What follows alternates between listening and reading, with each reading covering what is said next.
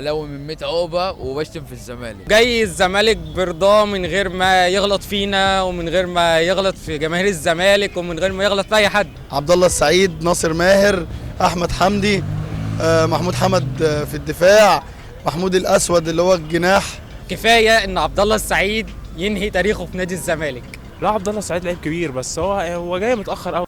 هو جاي بس يختم حياته في الزمالك وخلاص. ايا كان يلعب لغايه 43 سنه حتى 45 لغايه ما يعتزل. انا ما بحبوش يعني، انا عن نفسي بعد ما مشي من الاهلي بالحركه اللي هو مشي بيها ما بقتش احبه يعني.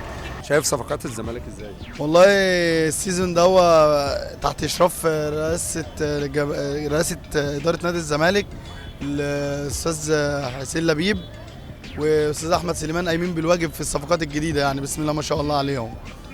دعموا كذا خط الدفاع وخط الوسط وخط الهجوم. عبد الله السعيد، ناصر ماهر، احمد حمدي، محمود حمد في الدفاع، محمود الاسود اللي هو الجناح.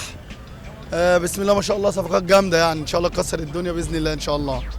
شايف عبد الله السعيد وجوده هيبقى مهم في الزمالك؟ طبعا وجوده هيبقى مؤثر جدا، حتى ينقل الكره من ورا لقدام، وعبد الله السعيد بيجيد النقطه دي. الناس بتتكلم على المعدل السن بتاعه. والله هو ما فيش حاجه اسمها معدل سن في الكوره، احنا بنشوف بره في الدوريات الاوروبيه واحد زي لوكا مودريتش، توني كروس في ريال مدريد قايمين بالدور على اكمل وجه. يعني السن دايما مش مقياس يعني اللي هو الاداء داخل الملعب. وعبد الله السعيد يقدر يدي لقدام سنين قدام كمان، يعني ما شاء الله بتاع 3 سنين كمان، لان المركز اللي عبد الله بيجيد فيه اللعب مركز يعني مش محتاج جهد بدني كبير. بس هيلعب لحد 41 سنه. ايا كان يلعب لغايه 43 سنه حتى 45 لغايه ما يعتزل.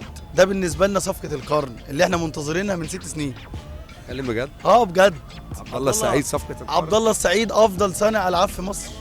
لا انا اتفق معاك فيها. بس طبعا يعني لا جدال عليه، يعني عبد الله السعيد يعني. بس انت مش شايف ان كبيره قوي؟ لا مش كبير ولا اي حاجه.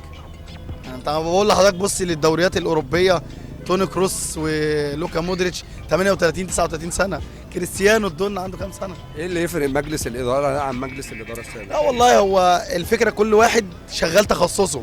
واحد بتاع صفقات هو اداري في الصفقات يقدر يجيب صفقات، واحد رئيس مجلس اداره انا رئيس مجلس اداره.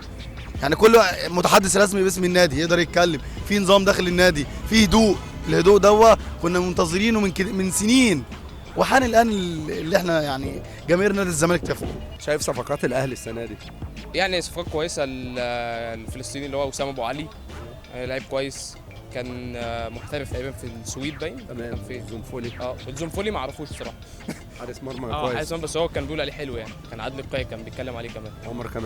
عمر كمال لعيب، عمر كمال حلو يعني، مركزه كمان كان حلو، وفي فيوتشر كان كويس، ومع المنتخب يعني شغال. طب صفقات بقى الزمالك المره دي متقل قوي. هو متقل بس كلها صفقات كبيره يعني، كلها ناس عواجيز. ان شاء الله عبد الله السعيد وعبد الله لعيب كبير. كان دلوقتي ما بقاش يعني. عبد الله السعيد احنا مفتقدين لعيب زيه في مصر كلها. ما يتقليش الصراحه، انا ما بحبوش يعني، انا عن نفسي بعد ما مشي من الاهلي بالحركه اللي هو مشي بيها ما بقتش احبه يعني. طب انت شايف ان الصفقات دي هي هتفرق معاهم الصراحه، ان هم دلوقتي يعني هم في اللحظه اللي احنا بنتكلم فيها دي هم يعني كفريق ضعيف مش فريق قوي يعني، بس بعد الصفقات دي هتفرق اكيد. ايه اللي اتغير في نادي الزمالك؟ الاداره الصراحه، حسين لبيب راجل جامد يعني، احسن من مرتضى منصور بكتير يعني، كبني ادم حتى يعني لو مش فكره صفقات وبتاع وكده، لا هو يعني كشخص يعني. كشخص حسين لبيب. كشخص حسين لبيب كويس. وانت كاهلاوي يعني شايفه بصراحه راجل محترم يعني، مش بتاع بقى مشاكل زي مرتضى وكده.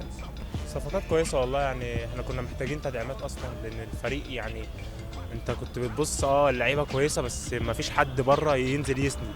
مثلا عبد الله السعيد هيفرق معانا. لعيبه مين اللي كويسه؟ بس استنى بقى، لعيبه مين اللي كويسه؟ اللعيبه اللي كانت موجوده كانت بتأدي على قد امكانياتها. احنا كان ناقصنا كتير، كان ناقصنا نص ملعب وكان ناقصنا مدافعين، وده اللي بنشوفه اليومين دول يعني. ياسر حمد ولاعيبه تانية بتيجي، ومهاب ياسر ومحمد عاطف، الناس كلها كويسه وكلهم عيال صغيره يعني، هيكملوا مع الزمالك يعني. هم مش كبار اللي هم فاهم سنتين ويمشوا، لا لسه قدامهم شويه. شايف صفقه عبد الله السعيد؟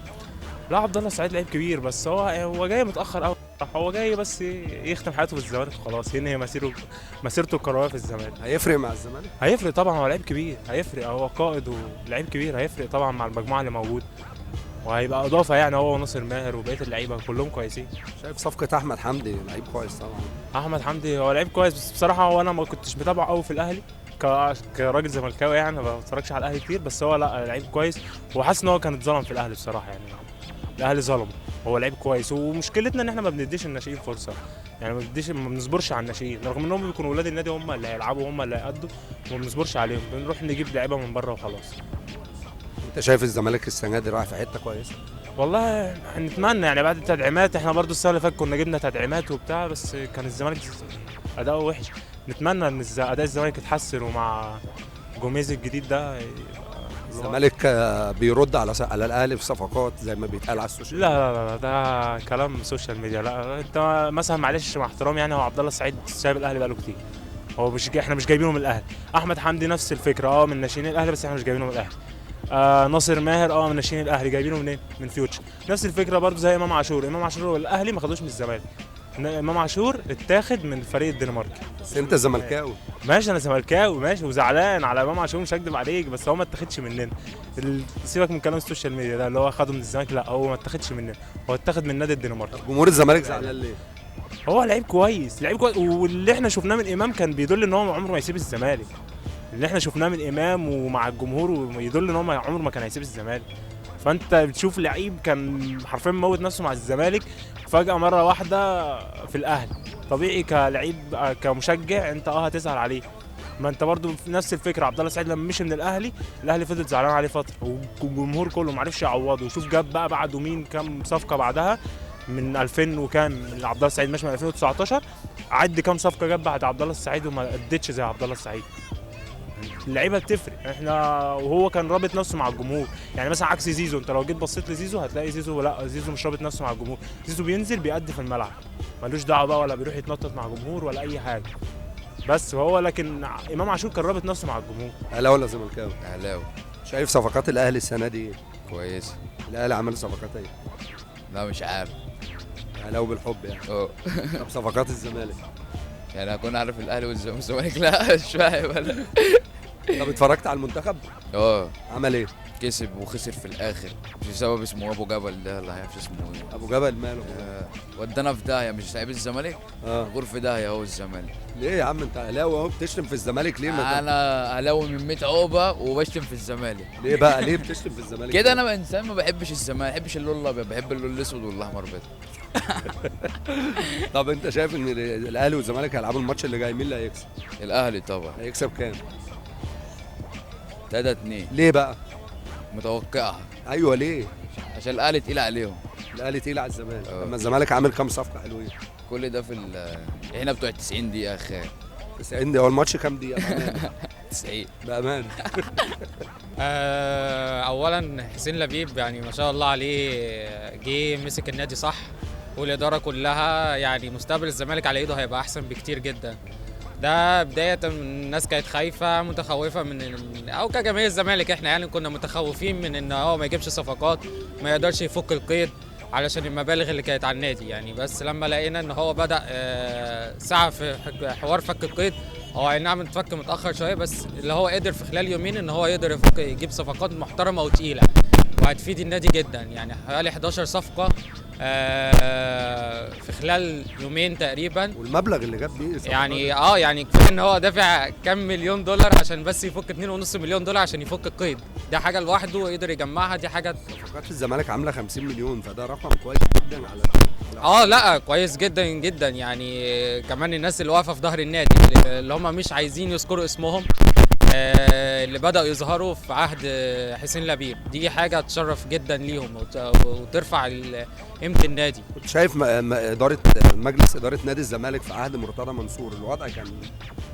لا ما كانش أحسن حاجة، كان في شوية تلاعب في الإدارة، كان في شوية تخبط، ما فيش استقرار إداري، ما فيش يعني مش خايفين على الزمالك على قد ما هو كان خايف على اسمه شوية. لا ما كانش احسن حاجه اداره الزمالك في عهد مرتضى منصور. ايه اهم صفقه الزمالك عملها؟ اهم صفقه بالنسبه لي يعني اتوقع ياسر حمد، ده هيبقى صفقه كل ما حدش يتوقعها دلوقتي، بس هيعمل مستوى جامد.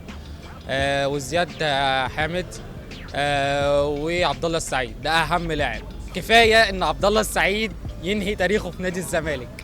ده اهم حاجه بالنسبه لنا، وكفايه كمان ان هو بقاله حوالي 10 سنين او اقل كمان بيحاول يجي نادي الزمالك وبيحاول يلبس تيشيرت نادي الزمالك، طبعا بعد المشكله اللي حصلت بعد مرتضى منصور، وان هو الدنيا اتقلبت علينا عشان احنا خدنا لاعب من الاهلي والكلام ده كله ومضيناه يعني انتوا صراحة مش هتعرفوا تاخدوا لعيب لابس تيشيرت الاهلي على الزمالك على طول، عشان نبقى بس ايه يعني. على الاقل احنا خدنا لعيب كان لابس تيشيرت الاهلي وجاي الزمالك برضاه من غير ما يغلط فينا ومن غير ما يغلط في جماهير الزمالك ومن غير ما يغلط في اي حد. قصدك ايه بقى؟ لاحظ لا قصدنا يعني في لعيبه بدون ذكر اسماء غلطت في الجماهير وغلطت في الاداره وغلطت في كل حاجه، بس مع ذلك الاهلي مضاها يعني، وجماهير الزمالك جماهير الاهلي ما اعترضتش على حاجه يعني.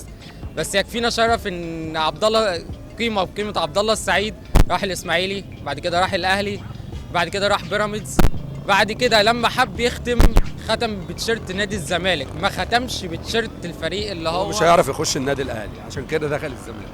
خلينا واقعيين. لا مش مساله كده. طيب انت الصفقه الوحيده اللي انا فعلا كاهلاوي زعلان ان هي جت الزمالك هو ناصر ماهر. هو ناصر ماهر لبس تيشيرت الاهلي وكل حاجه، بس هو كفيرود يعني حاجه محترمه يعني، وبيلعب مركز 8 كمان